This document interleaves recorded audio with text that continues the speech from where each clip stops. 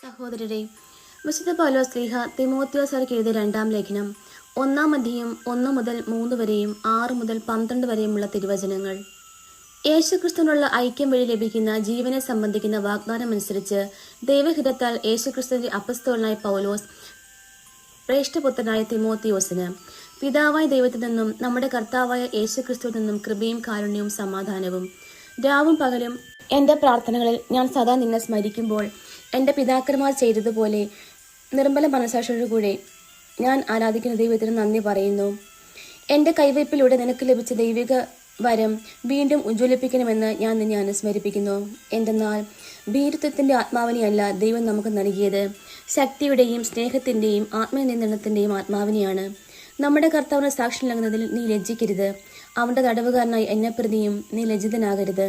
ദൈവത്തിൻ്റെ ശക്തിയിൽ ആശ്രയിച്ചുകൊണ്ട് അവൻ്റെ സുവിശേഷത്തെ പ്രതിയുള്ള ക്ലേശങ്ങൾ നീയും പങ്കുവഹിക്കുക. അവിടുന്ന് നമ്മെ രക്ഷിക്കുകയും വിശുദ്ധമായ വിളിയാൽ നമ്മെ വിളിക്കുകയും ചെയ്തിരിക്കുന്നു. അത് നമ്മുടെ പ്രവൃത്തികളുടെ ഫലമായിട്ടല്ല, അവിടുത്തെ സ്വന്തം ഉദ്ദേശത്തെ മുൻനിർത്തിയും യുഗങ്ങൾക്ക് മുമ്പ് യേശുക്രിസ്തു നമുക്ക് നൽകിയ കൃപാവരം അനുസരിച്ചുമാണ്. ഈ കൃപാവരം നമ്മുടെ രക്ഷകനായ യേശുക്രിസ്തുവിന്റെ ആഗമനത്തിൽ നമുക്ക് പ്രത്യക്ഷീഭവിച്ചിരിക്കുന്നു. അവൻ മരണത്തെ ഇല്ലാതാക്കുകയും തന്റെ സുവിശേഷത്തിലൂടെ ജീവനും അനശ്വരതയും വെളിപ്പെടുത്തുകയും ചെയ്തിരിക്കുന്നു. ഈ സുവിശേഷത്തിന്റെ പ്രഘോഷകനും അപ്പസ്തോലനും പ്രബോധകനുമായി ഞാൻ നിയമിതനായിരിക്കുന്നു. ഇക്കാരണത്താലാണ് ഞാൻ ഇപ്പോൾ ഇവയെല്ലാം സഹിക്കുന്നത്. ഞാൻ അതിൽ ലജ്ജിക്കുന്നില്ല. എന്തെന്നാൽ ആരിലാണ് ഞാൻ വിശ്വാസം അർപ്പിച്ചിരിക്കുന്നതെന്ന് എനിക്കറിയാം.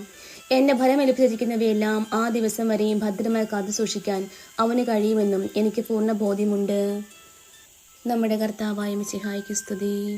സഹോദരരെ, വിശുദ്ധ മർക്കോസ് എഴുതിയ സുവിശേഷം 12-ാം അധ്യായം 18 മുതൽ 27 വരെയുള്ള തിരുവചനങ്ങൾ.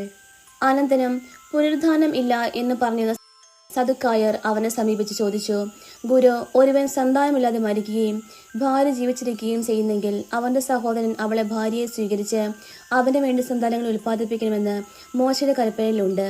ഒരിടത്ത് 7 സഹോദരന്മാരുണ്ടായിരുന്നു. ഒന്നാമൻ ഒരുവളെ വിവാഹം ചെയ്തു. അവൻ സന്താനമില്ലാതെ മരിച്ചു.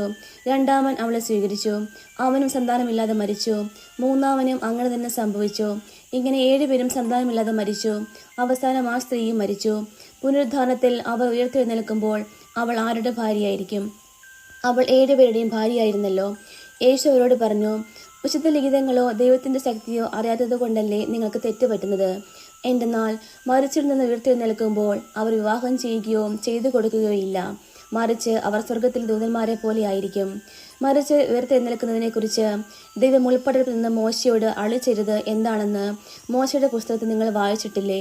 അവിടുന്ന് പറഞ്ഞു, ഞാൻ അബ്രാഹത്തിന്റെ ദൈവവും ഇസഹാക്കിന്റെ ദൈവവും യാക്കോബിന്റെ ദൈവവുമാണ്. അവിടുന്ന് മരിച്ചവരുടെയല്ല, ജീവിക്കുന്നവരുടെ ദൈവമാണ്. നിങ്ങൾക്ക് വലിയ തെറ്റുപറ്റിയിരിക്കുന്നു. നമ്മുടെ കർത്താവായ മിശിഹായ്ക്ക് സ്തുതി.